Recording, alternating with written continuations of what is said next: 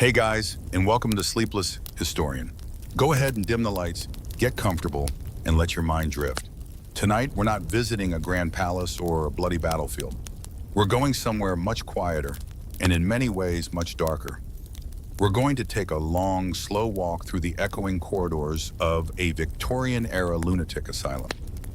It's a place built on a foundation of good intentions in absolute baffling ignorance. A place where science was mostly guesswork, and therapy often looked a lot like punishment. So just relax, close your eyes if you want to, and let's gently push open the heavy oak doors. Don't worry about what's inside. We're just here to look. First, you have to understand the Victorian mindset. They were masters of classification. They loved putting things in boxes. Butterflies, ferns, social classes, and of course, people. And they had a special box for those who didn't quite fit in. The eccentrics, the melancholics, the overly emotional, the inconveniently opinionated. This box was often a sprawling, Gothic-style building on the edge of town, surrounded by a very high wall. They called it an asylum, a place of refuge, which is a lovely poetic name for what was essentially a human warehouse. How did you end up there? Well, it was surprisingly easy, especially if you were a woman. Perhaps your husband had grown tired of you. Perhaps you had inherited some money he'd rather manage himself. Or maybe you just had what they called hysteria, a wonderfully vague diagnosis that could cover anything from genuine depression to just being a bit argumentative after a long day. All it took was the signature of a husband or a father and the concurring opinion of a doctor who, more often than not, was a family friend. Two signatures on a piece of paper and your life was effectively over. They called it a certificate of lunacy, a formal little document that declared you unfit for society. It was all very polite, very bureaucratic. One day you're in your drawing room arranging flowers and the next two stern-looking men in plain clothes are at your door. They don't use force, not at first. They're calm. They tell you you're just going away for a little rest, a retreat in the countryside. It will do you a world of good. And so you find yourself in a carriage, the landscape rolling by, heading towards a building that looks less like a hospital and more like a grim fairy tale castle. The Victorians loved this style of architecture. It was called Kirkbride Plan. The idea was that the building itself, with its grand central structure and long tiered wings, would have a curative effect. The symmetry and order were supposed to soothe a disordered mind. That was the theory anyway. In practice, it was just a very efficient way to file people away, separating them by the perceived severity of their madness. The carriage crunches to a halt on the gravel drive. The air is still. The front doors swing open and you step inside. The first thing that hits you is the smell. A strange antiseptic cocktail of carbolic soap, stale boiled cabbage, and a faint underlying note of human despair. The floors are polished to a mirror shine, but the silence is heavy, unnatural. It's the kind of quiet that isn't peaceful. It's the quiet of absolute control. You're led into an admitting room. It's a plain, functional space with a desk and a few hard chairs. Here, the process of erasing you begins. Your name is entered into a large, leather-bound ledger. Your personal belongings are taken from you. Your dress, your hat, your gloves, your locket with a picture of your mother inside. All of it is carefully recorded and then locked away. You're told you'll get it back when you're better. Next, your clothes are removed. You're handed a rough, shapeless gown made of coarse calico. It's a uniform. It doesn't matter if you were a lady of leisure or a shop girl. In here, you are all the same. Then comes the bath. It's not optional. The water is cold and the soap is harsh. You are scrubbed down by an attendant with rough hands and a bored expression. It's not about hygiene, it's about cleansing you of your former self. It's a baptism into this new world. After you're dried off and dressed in your new identity, the doctor comes to see you. He is the superintendent, the absolute ruler of this little kingdom. He might ask you a few questions. Do you hear voices? Do you feel despondent? Why do you believe your husband sent you here? Your answers don't really matter. He's not listening to your words. He's observing you, categorizing you. He's looking at the shape of your head, the cast of your eyes. He might even get out his phrenology calipers to measure the bumps on your skull, believing they hold the key to your madness.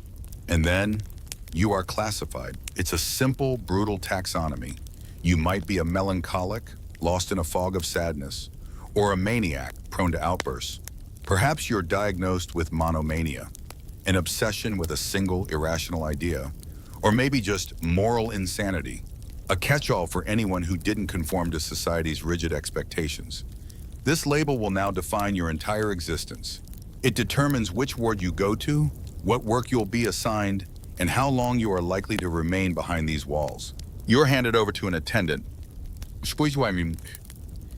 who leads you out of the sterile quiet of the administration block and into the heart of the asylum. Through a series of locked doors, each one opening with a heavy clank of iron keys, you walk down a long corridor. The air grows thicker. The silence is replaced by a low hum of sound, a distant suo, a muttered monologue, a sudden sharp laugh that echoes off the tiled walls. The windows are tall and arched, but they are barred. You can see the beautifully manicured lawns and gardens outside, but they might as well be on another planet. You have arrived. Welcome to your new home. Your new home is the ward, a long, cavernous room lined with identical iron frame beds, each one with a thin mattress stuffed with straw in a single coarse gray blanket. There is no privacy here, no curtains between the beds, no personal space. You sleep, eat, and exist under the constant gaze of the attendants and your fellow patients. The air is cold, even in summer, and the only decoration on the plain, whitewashed walls is a list of rules. The day begins before the sun is up. A loud bell clangs through the dormitory, a sound that slices through sleep. There is no gentle waking here. You are expected to be out of bed, dressed, and standing by your perfectly made bed for inspection within minutes. Failure to comply results in a sharp word, or worse, the denial of breakfast. Breakfast, like every meal here, is a joyless affair. It's served in a vast, echoing dining hall, men on one side, women on the other, all seated on long wooden benches. You eat in silence.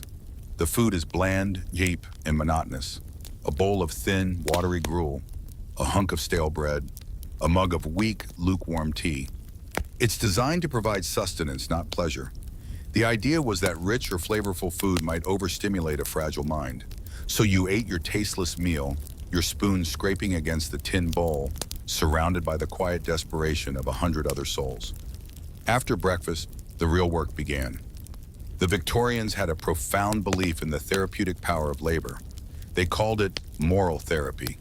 The theory was that hard work would occupy a troubled mind, instill discipline, and restore a sense of purpose. In reality, it was just a way to run a massive institution with a skeleton staff and a minimal budget. The patients were the unpaid workforce. The women were sent to the laundry, a vast, steamy hellscape of a room filled with enormous vats of boiling water and caustic soda. Here you would spend 10 hours a day, your hands raw and red, scrubbing the institution's endless supply of dirty linen, the sheets, the uniforms, the straitjackets. Or perhaps you'd be assigned to the sewing room, mending torn clothes until your eyes blurred and your fingers ached. Or you might be sent to the kitchens to peel mountains of potatoes, the repetitive motion a kind of waking trance. The men were often sent out to the asylum farm. They would till the fields, tend the livestock, and dig ditches, all under the watchful eye of an attendant. It was backbreaking work, but for some, it was a welcome escape from the confinement of the wards. At least outside, you could feel the sun on your face and breathe fresh air, a small reminder of a world that no longer belonged to you. There was no room for idleness. The day was a rigid timetable of work, meals, and inspections. The boredom was immense, a heavy blanket that smothered all thought. The only break in the monotony was the occasional chaperoned walk around the asylum grounds. You would be marched out in a neat, orderly line, like school children. You could walk along the designated gravel paths, admire the warden's prize-winning roses, but you were forbidden from straying. The high walls were a constant reminder that this was not a park. It was a beautiful cage. The social life of the asylum was a complex and often cruel ecosystem. You were surrounded by people, yet you were profoundly alone. Friendships were difficult to form in an environment of constant suspicion. Anything you said could be noted down by an attendant and used as evidence of your continued insanity. The patients themselves were often too lost in their own private worlds of grief or delusion to connect with others. The real power lay with the attendants. They were not nurses in the modern sense. They were guards. Often they were poorly educated, poorly paid, and completely untrained in dealing with mental illness. Their only job was to maintain order, and they did so through a system of rewards and punishments. If you were compliant and docile, you might be given an extra piece of bread at dinner. If you were defiant, if you refused to work, if you cried too loudly, you would be punished. Punishment could take many forms. You might be confined to your bed for a day. You might have your meager meals withheld. Or you might be sent to the refractory ward. This was the ward for the difficult cases. Here, the noise was constant. The sense of chaos was palpable. The attendants were quicker to resort to physical force. It was the place everyone feared, and the threat of being sent there was enough to ensure compliance from most.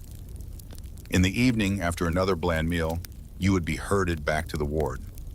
There might be a brief period of recreation. Perhaps someone would play a hymn on a wheezing harmonium, or the doctor might read a passage from the Bible, his voice droning on in the cavernous room. But mostly you just sat. You sat on hard benches staring at the floor, waiting for the bell that would signal bedtime. And then, back to the long, cold dormitory. You would lie down on your straw mattress, the scratchy blanket pulled up to your chin. The lights would be extinguished, but the room was never truly dark. The moon would shine through the barred windows, casting long shadows on the floor. And the sounds of the asylum would continue through the night. A woman weeping softly in the bed next to you, a man in a distant ward shouting at ghosts, the jingle of the night watchman's keys as he made his rounds. And you would lie there, awake, thinking about the life you had lost, and wondering if you would ever be cured enough to get it back. The days bled into one another, each one a perfect, miserable copy of the last. This was the routine, this was the moral therapy, this was the cure. Now let's talk about the treatments. Because the Victorians, in their infinite wisdom, were convinced they could fix a broken mind, they just had some very, very strange ideas about how to do it. The entire enterprise was based on the idea that insanity was a physical ailment. A disease of the brain? Yes, but also of the body. The mind was out of balance and it needed to be shocked, purged, and disciplined back into a state of rational order. This led to a whole host of therapies that ranged from the bizarrely pointless to the downright barbaric. One of the most famous, especially for women, was the rest cure. This sounds lovely, doesn't it? A chance to relax and recuperate. The reality was anything but. The rest cure was the brainchild of a physician named Silas Weir Mitchell, and it was prescribed for women suffering from hysteria, neurasthenia, and other fashionable nervous disorders. The patient was confined to bed in a darkened room for 6 to 8 weeks. She was forbidden from sitting up, from reading, from writing, from sewing, from talking. She was not even allowed to feed herself. A nurse would spoon feed her rich, fatty foods like cream and beef broth, with the goal of increasing her body weight. The theory was that a woman's nervous system was directly linked to her reproductive organs, and that intellectual activity drained this precious energy, leading to hysteria. Therefore, the cure was to force the body to rest and rebuild its reserves. The mind was to be kept in a state of complete, infantile passivity. Imagine it, lying in a dim room, day after day, week after week, with nothing to do but stare at the ceiling and listen to the ticking of a clock. It wasn't a cure, it was a form of sensory deprivation, a way to break a woman's spirit until she was too docile to cause any more trouble. Of course, it was hailed as a revolutionary success. Then there was hydrotherapy. The Victorians had an almost mystical faith in the power of water. They believed it could cleanse the body and shock the nervous system back into alignment. This belief manifested in a variety of inventive and unpleasant ways. A common treatment was the prolonged bath. A patient would be forced to sit in a tub of water, sometimes for hours, sometimes for days on end. A canvas sheet would be fastened around their neck and tied to the sides of the tub to prevent them from getting out. The water temperature could be adjusted depending on the diagnosis. Warm water for the agitated to soothe them. Cold water for the melancholic to invigorate them. More often than not, it was just cold. If a simple bath wasn't enough, there were more aggressive options. Patients could be wrapped tightly in cold, wet sheets and left to lie immobilized for hours. Or they could be subjected to the douche. This involved being stood against a wall while a high-pressure jet of ice-cold water was blasted at them. It was painful, it was humiliating, and it was considered a cutting-edge medical treatment. The shock to the system was thought to jolt the patient out of their stupor or mania. In reality, it was just a way to punish and control people who wouldn't behave. Of course, when all else failed, there were restraints. The Victorians were very proud of the fact that they had moved beyond the old days of chaining patients to walls in filthy cellars. They had developed new, humane methods of restraint. The straitjacket is the most famous, a canvas coat with long sleeves that could be tied behind the back, rendering the arms useless. It was a common sight in any asylum. But there were other, more elaborate devices. There was the restraining chair, a heavy wooden chair with leather straps for the ankles, wrists, and torso. A patient could be strapped into one of these for hours, unable to move a muscle. And then there was the Utica crib. This was a particularly grim invention. It was essentially a wooden cage the size of a small bed with a hinged lid. A patient would be locked inside, sometimes for days at a time. It was presented as a safety measure, a way to prevent a violent patient from harming themselves or others. But for the person locked inside, it was a coffin, a dark, confined space where they were left alone with their terror. And let's not forget the pharmacy. The asylum dispensary was well stocked with powerful drugs, used not so much to cure as to control. The go-to medication for almost any ailment was laudanum, a tincture of opium. It was a cheap and effective sedative. A dose of laudanum could quiet a noisy ward and make the attendants' lives much easier. Patients were kept in a state of semi-permanent stupor, shuffling through their days in a narcotic fog.